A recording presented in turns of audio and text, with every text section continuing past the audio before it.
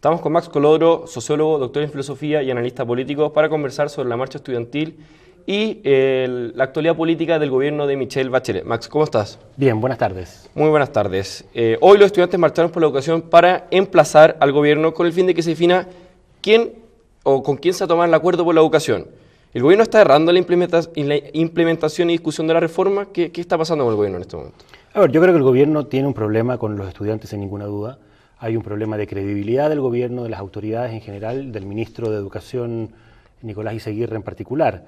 Yo creo que la relación ha sido una relación difícil, tensa, pero los estudiantes hoy día están de algún modo ya en un momento crítico de definiciones.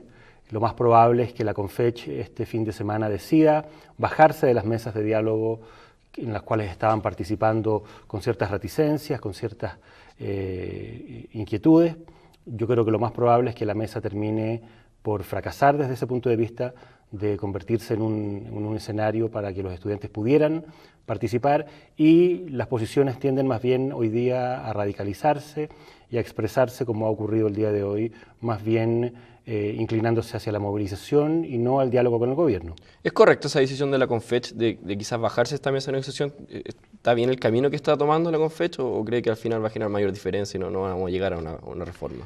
Los estudiantes en general tienen una aprensión que es una aprensión legítima desde el punto de vista político. Hubo un precedente complicado para ellos, que fue la manera como terminó por resolverse la negociación de la reforma tributaria, el hecho de que al final el gobierno hubiese tenido que, en una situación casi de emergencia, negociar un protocolo de acuerdo con la oposición. Fue algo que generó mucho resquemor, mucha crítica en el movimiento estudiantil, y hoy día básicamente lo que estamos viendo tiene que ver con aprensiones que hay en el movimiento estudiantil universitario y en los escolares respecto de que las reformas en educación terminen finalmente trabajándose y negociándose de la misma manera. Tú hablaste de que a Izaguirre le faltaba un poco, ha tenido problemas de comunicación. ¿Está pasando a Izaguirre o es una falla en el general del gobierno?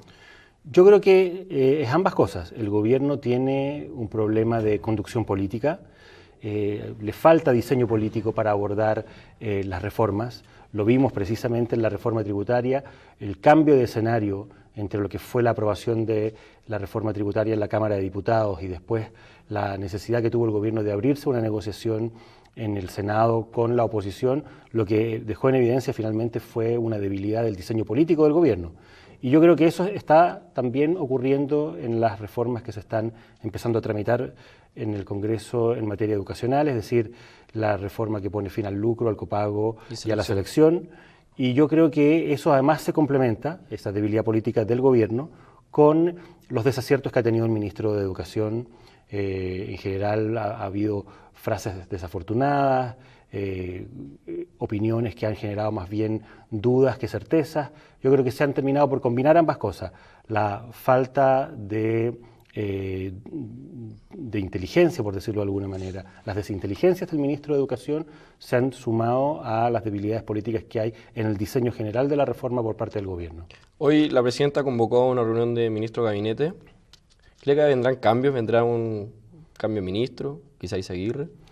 Se ha empezado ya en las últimas semanas a mencionar la idea de que eventualmente puede haber un cambio de gabinete por el hecho de que hay muchas críticas de parte, sobre todo de los parlamentarios de la nueva mayoría, a la gestión de algunos ministros, particularmente de algunos ministros sectoriales, pero también respecto de la interlocución que el gobierno tiene con el mundo parlamentario, es decir, con debilidades que estarían situadas también dentro del propio equipo político de La Moneda.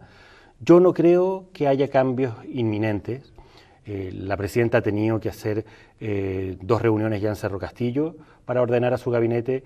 Este nuevo consejo de algún modo expone que hay debilidades de conducción en el equipo y por lo tanto la presidenta está empezando a tener que usar su capital político para ordenar al gobierno, y eso siempre supone un riesgo en un régimen presidencialista como el chileno. Si la situación no tiende a mejorar en el corto plazo, lo más probable es que la presidenta finalmente se decida por un cambio de gabinete. Max, muchas gracias por tu presencia acá. Gracias a ustedes por la invitación. Seguimos con las noticias.